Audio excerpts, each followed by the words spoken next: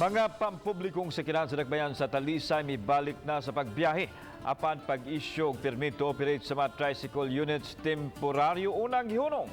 Si Lian Singkunan sa report. Human gipaubos pag-usab sa GCQ ang dakbayan sa Talisay. Balik biyahe na usab ang pipila ka mga pampublikong sakyanan. Kahinumduman, dihang gipaubos sa MECQ ang syudad. Gibalik una ang libreng sakay sa mga L300 o mga tricycles nga gisubsidize sa syudad. Apan matod sa hepe sa City Toda, wala na'y libreng sakay o balik pasada na ang mga sakyanan.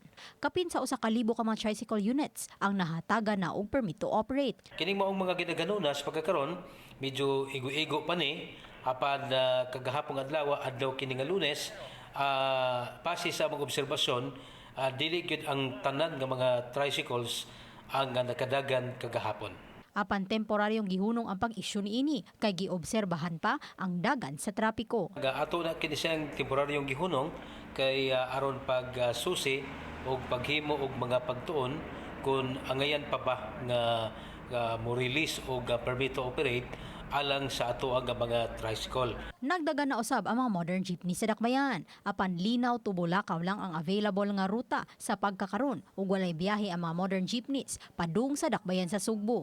Samtang gitataw sa hepe sa Talisay City Police nga mamahimo ra usab maagian ang entrance sa Bulacau area pasulod sa probinsya sa Sugbo. They will only utilize the camping as the way towards Cebu City. But when you are going to Talisay, you can still use the Bulacau exit. Uban na rin natin Quinones, Lian Singkulan, Balitang Bista.